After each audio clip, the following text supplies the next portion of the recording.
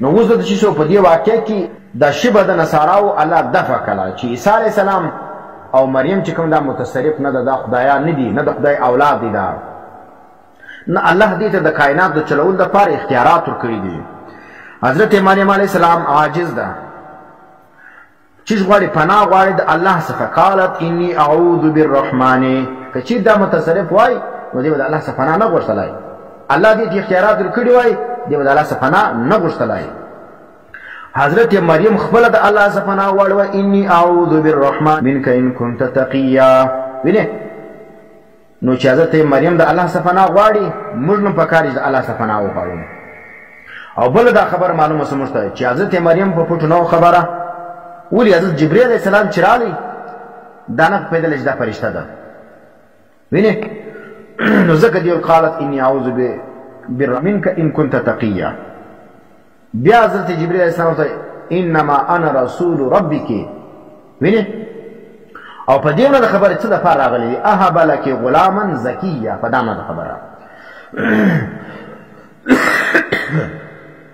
او بل دا خبره معلومه شو چې فاجاء المخاض، حضرت مریم خو د ذهن چې کوم دغه په تکلیف کړي ولا ځکه دا کړلې و چالره د خرما شاخلې لره. حضرت مریم چې کوم دغه د ذهن چې کوم دغه پریشانه ده، د ذهن د ځان څخه نس لري کولای، د کښین د پیدایش درد نس لري کولای د ځان څخه.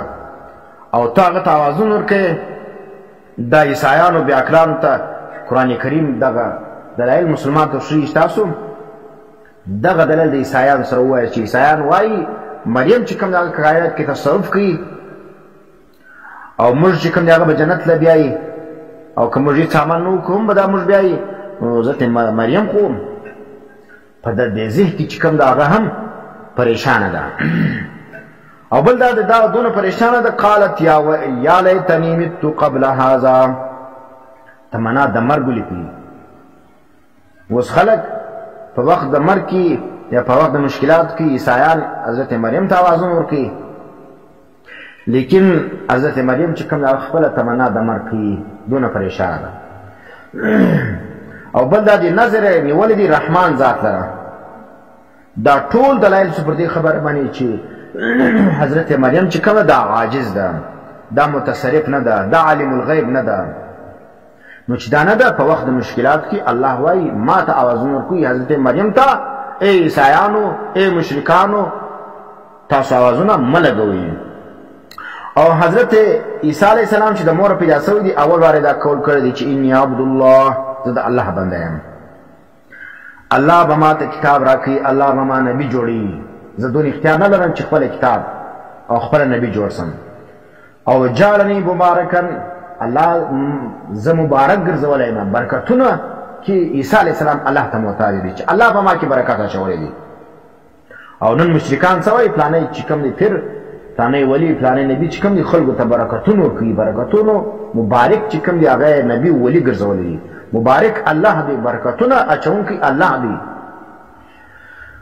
او بیا دا دی وای او اوصانی بالصلاه والزکات، چې الله ما ته حکم د لمانځو زکات را کړی دی، ترڅو پر چې زه ژوندی یم زه به لمونځ او زکات ادا کوم.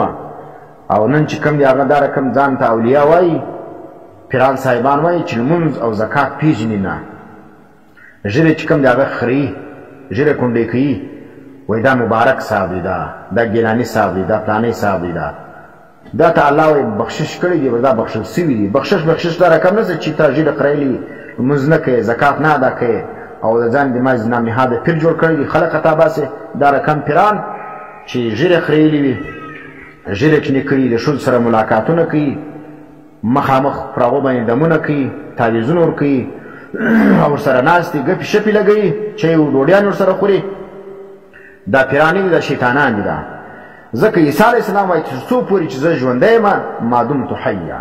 او بعض دا وایي چې پیر صاحب په مکه شریف کې لمونځ کوي، ډوډۍ دلته خوري، لمونځ په مکه شریف کې کوي، ترداولي لمانځله نه راځي، وایي دی په مکه کې لمونځ کوي. نو دې صفا ورته وایي چې په مکه شریف کې لمونځ کوي، د مکې ډوډۍ دې هم خوري، دلته دا ډوډۍ موږ نه خوري، بیا د مکې ډوډۍ ولې نه خوري؟ هغه ښه برکتناکه ډوډۍ ده. نو دا چې د خلک ته باسي عیسی علیه السلام تر څو پورې چې زه ژوندی یم په ما کې سا موجود وي الله ما ته حکم کړی چې لمونځ کوه او زکات ورکوه او د مور پلار سره به زه ښه کوم. نو دا ټول واقع پر عجز د حضرت عیسی علیه السلام او حضرت مریم باندې دلالت کوي او دا کرامتونه او دا معجزات دا فعل د الله دی، دا فعل د اولیاءو د انبیاءو نه دی. نو مشرکان دي سر خلاص کی، بریلویان دي سر خلاص کی، صوفیان دي سر خلاص کی، خلق دي په دې کراماتو په معجزات باندې گمراه کوي نه. واخر دعوانا الحمد لله رب